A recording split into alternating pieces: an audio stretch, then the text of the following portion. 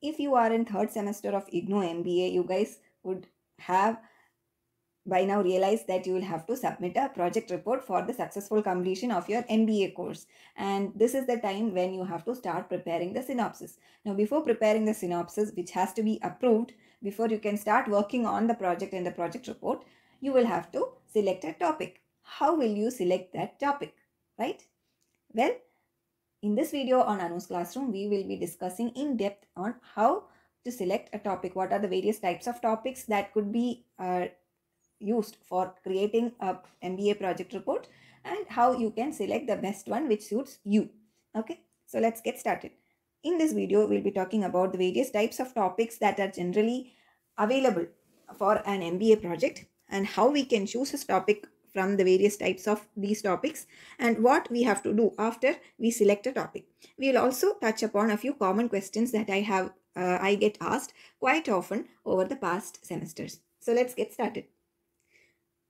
First and foremost, mainly there are three types of projects which a MBA aspirant can undertake. They can either go for a case study, like for example, making of people's car, a case study on Tata Nano. So that is a project topic which undertakes a detailed study on the inception, the conception, the creation, and then the marketing, and finally the outcomes of Tata Nano car. Or maybe customer satisfaction in retail sector, you can do a case study on Big Bazaar. Okay, so you might have realized with this topics itself, it is picking up one particular aspect and going in depth to find out as much as you can about that particular topic, so that you have enough data with you in order to what you can say, predict the next big thing.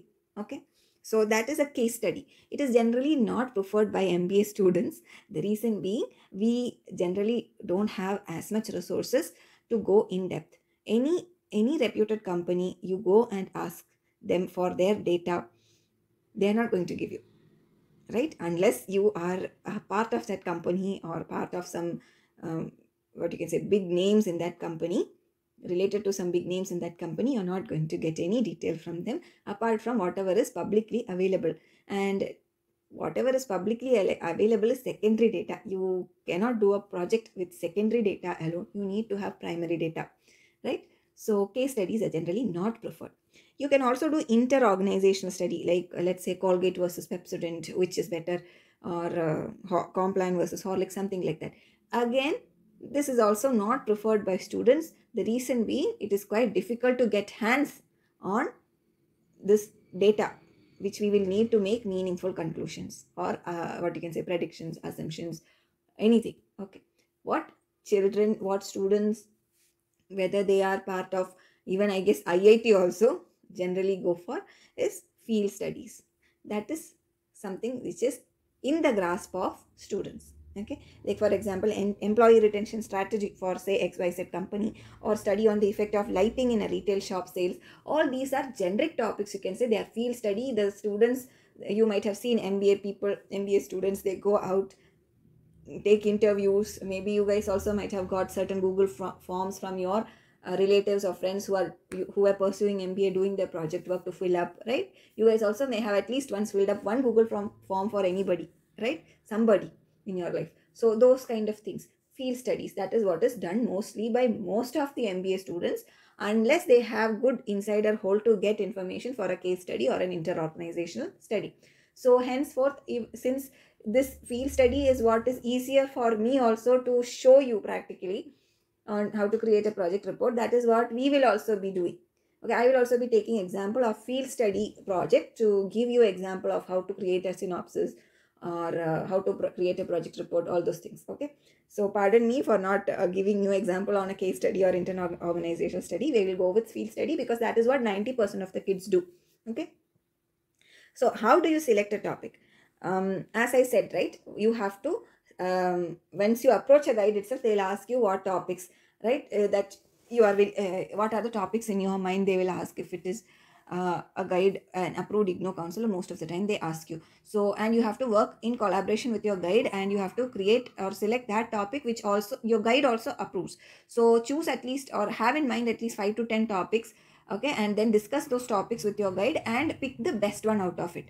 And if the guide doesn't like any of it, then maybe they can suggest you a better topic also, or at least nudge you in that right direction for a good project topic, right? So that is how.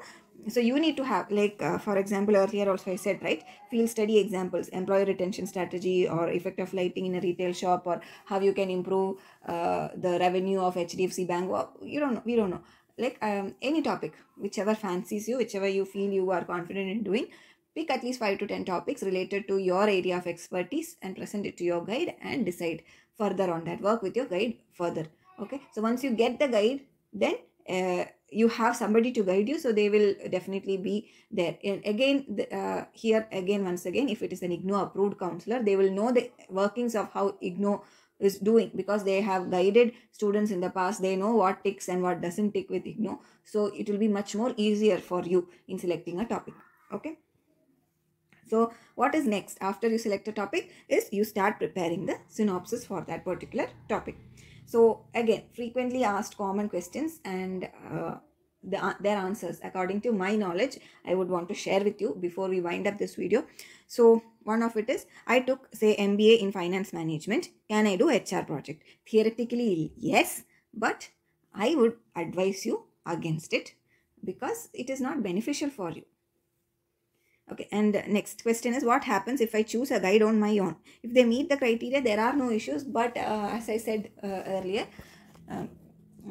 there could be delays from your regional center side in getting your synopsis approved, because then they'll have to go and do a background check on that guide and things like that.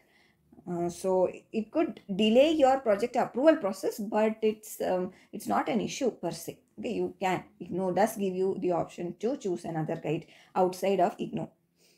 How to find out approved counselors? You can check in the regional center's website. You will get all the details along with their phone number and their address also. Or else you can call your regional center and ask them, hey, where I can get the list of approved counselors? I'm doing third semester. I have to do submit the project proposal. I need to get a guide. How can I find it? How can I get the contact details? You call them up and ask, or drop them an email. They will respond.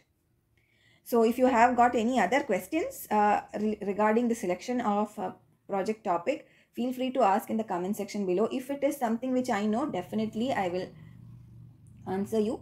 And request for all the students who are seeing this video, in case you see a question I haven't responded to yet, and if you guys know the answer to, please help out our fellow classmates and give them whatever information you have. So thank you so much for staying with Anu's Classroom till this. Okay, if you want to get the official documentation from IGNOU related to MMPP 1, you can scan the QR code which you see on the screen, and it will take you there.